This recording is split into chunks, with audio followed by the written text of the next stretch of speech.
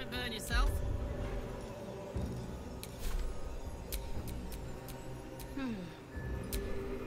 Enough waiting.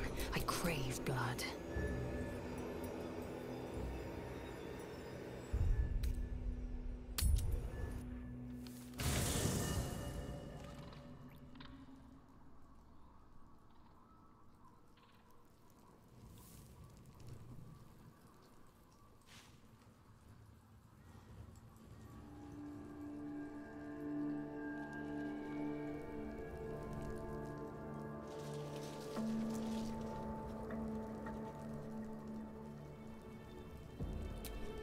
I can't believe it. I can't believe Aelin is here. And my father. I heard what happened. What he'd become. By killing him. You set him free. You set Aelin free. And me.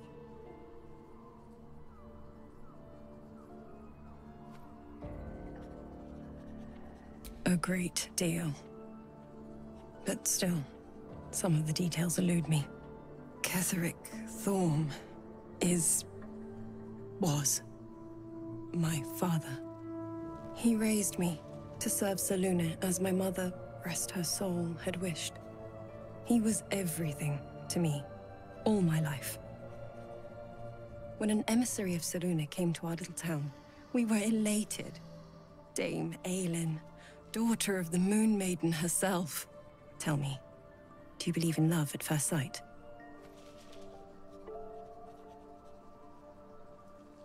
That's exactly it.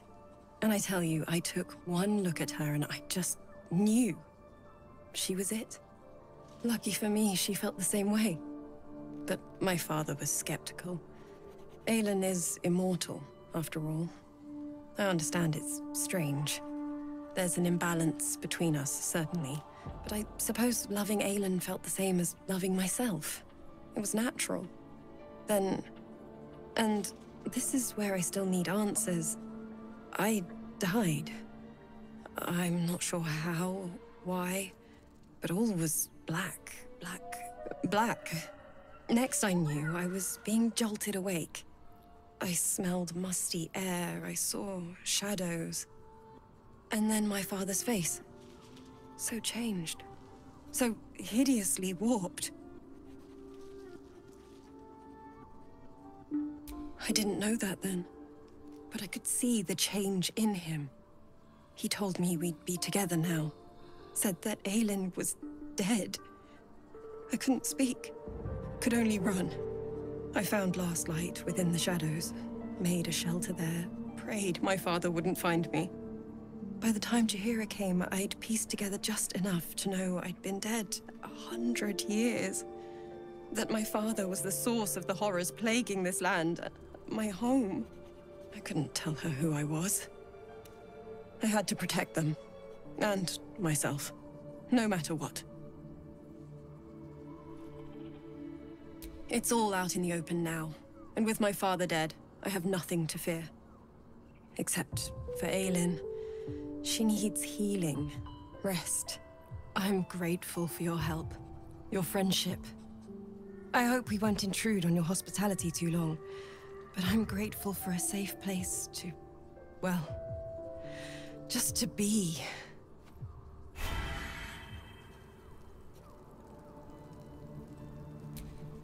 There you are. I have awaited your arrival with great anticipation. Come closer. Feel my voice rattle your bones as I proclaim our victory. Moon Maiden Selûne, hear me! Ketheric Thorm, traitor, apostle of Myrkul, is dead at last. My mate, Most High. Darling Isabel is safe and well. Safe and well, and returned to my embrace. Blessings upon the slayer of the Wicked One.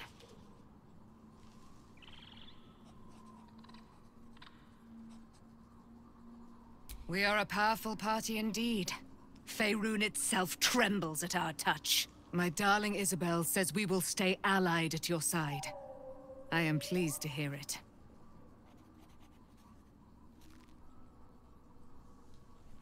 Pray, ask, and I will tell. Do I not radiate with my mother's brightness, her glory? There can be no doubt. I am of her silvered flesh, her celestial womb. Why, she already has. She has brought her sword to your side, Dame Aelin. So mighty are her wonders, her great wisdom. Together, we will set this fair land free of tyranny and murder.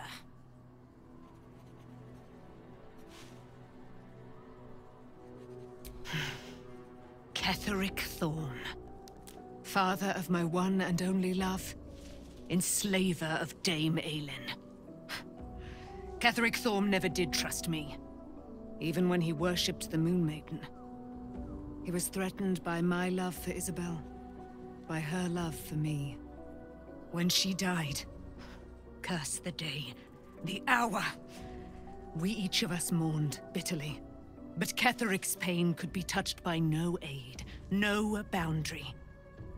He turned to wretched Shah, the Lady of Loss, for relief. And she whispered into his ear, poisoning his mind. He and his loathsome advisor, Balthazar, lured me into the Shadowfell, claimed they'd found someone in need of my aid. There, they trapped me in their infernal cage. I was killed, murdered, made dead over and over and over by justiciars of every make and kind. I was reborn, for it is my nature. And Ketheric fed upon my immortality all the while. But lo, the brute is dead, and we live!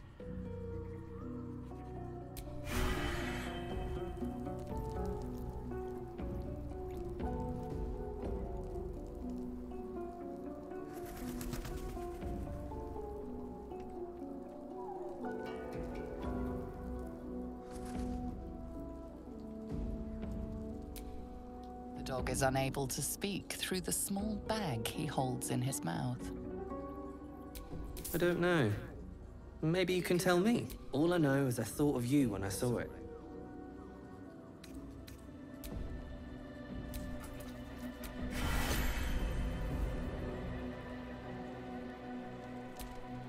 I never saw myself as a banisher of shadows before. I was always more of a lurker-in, historically.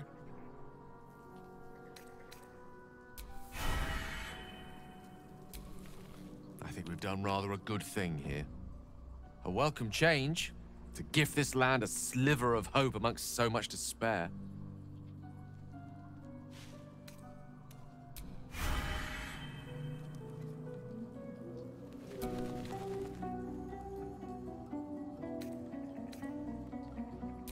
I'm sorry.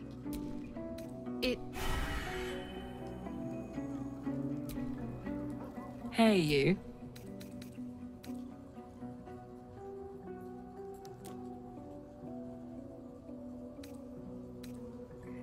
He got his claws into me early. I was a wild kid, brawling my way through the city. One of my mates got wind of a bit of work guarding some indoorsy type with lots of enemies. Seemed like easy money, so I went in for it. He took one look at me and said I was perfect. I like that. Not like that, you know. Just... it felt like a good fit. I kept him safe, and he paid me well. Well enough to move my folks into a better neighborhood and put something away for the future. My future. I respected him, trusted him. And he returned that trust, that respect. His life was in my hands, and I took that seriously. The whole thing with Zauriel happened so fast. I had no idea what had gone down until it was over. One minute I was in Baldur's Gate, a happy, healthy, not quite kid. The next, I was burning up in Avernus with an engine for a heart. Zauriel laughed. Said she paid him well for my services. She'd wanted to test her new machine. And he said I'd be able to handle it. He was right. Sometimes I wish he weren't. Evil, evil bastard. What's on your mind?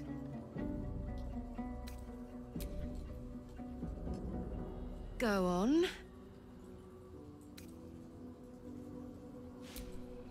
If you're happy, I'm happy. Are you happy?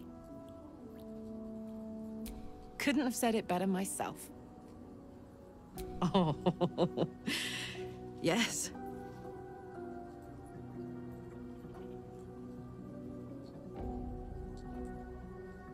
It's a good old life, isn't it?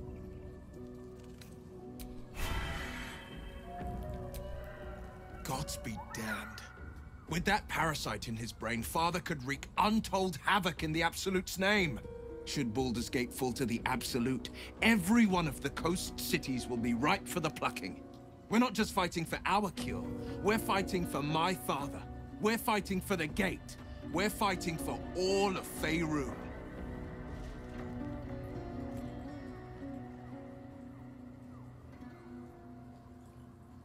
Worm's Rock Fortress. All travelers to Baldur's Gate flow through it. It serves as headquarters for the Flaming Fist, and their commander, my father. The Absolute's army's on the march. Gods forbid a tadpole Grand Duke throw open the gates for them. Orin, I'd never heard tell of, but Gortash I know. Or know of, more precisely. A self-styled strategic advisor to Baldur's Gate's peers. A bit player with dreams of a leading role, the way Father told it. He had no use for Gortash, and even less for his advice. I don't remember much beyond that. But where these Chosen are concerned, I have a suspicion we're about to know more than we'd like.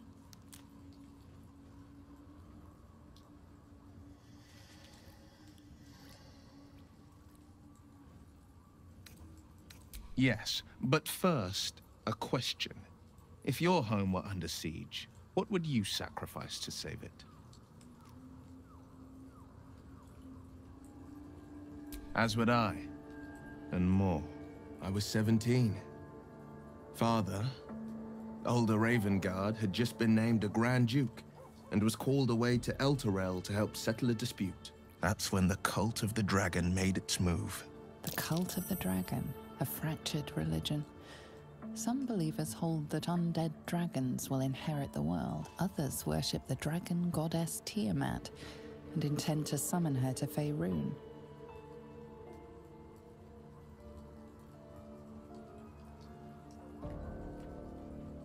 To conjure the Dragon Queen and lay waste to Baldur's Gate. A 10-day after Father left, I heard a whisper as I slept. Duskhawk Hill. The Queen of Chaos awakens. Go alone. I grabbed a rapier and set out.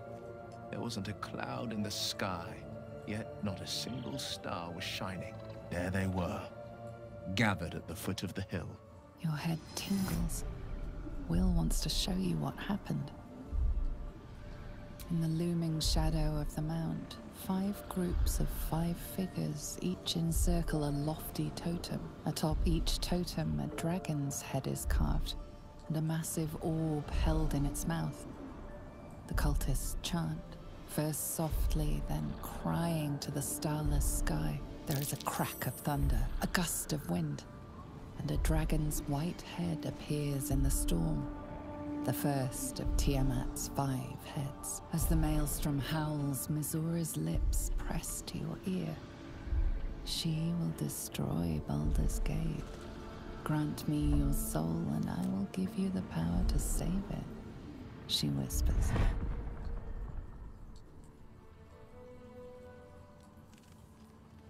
She read the terms while 2 devils stood witness, and I said yes. 1 soul for 1 city.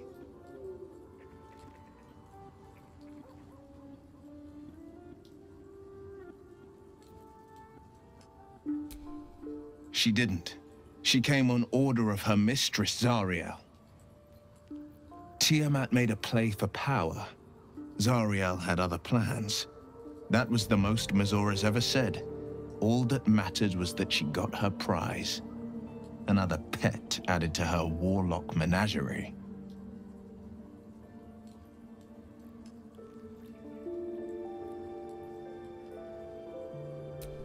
I don't know that it was brave.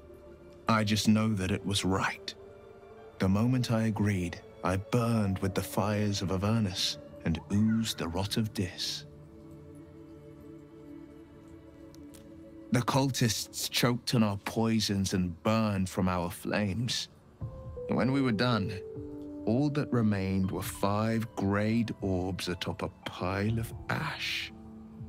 My soul was bound, and my lips were sealed.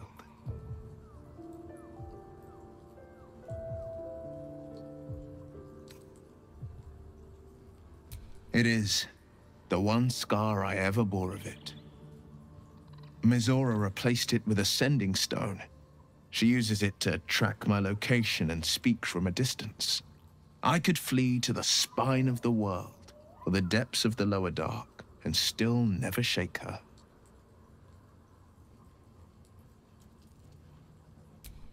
I don't know that it was brave. I just know that it was right. He returned to an unsuspecting city and a wayward son with a smirking devil at his side. I tried to tell him the truth, but my mouth couldn't form the words. I'd led him to the battlefield, but Mizora had swept it clean. I showed him my stone eye, but he only turned away. After, he said only one word. Go. So I did. I understand.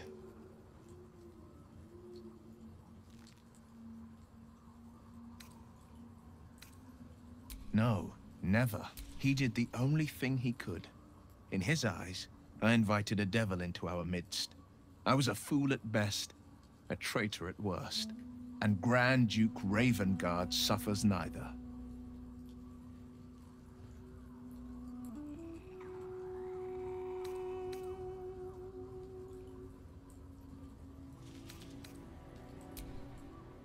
More than you know. The better question is, did he ever miss me? If he did, he missed the Will Ravengard he once knew, not the hell-touched warlock he returned to.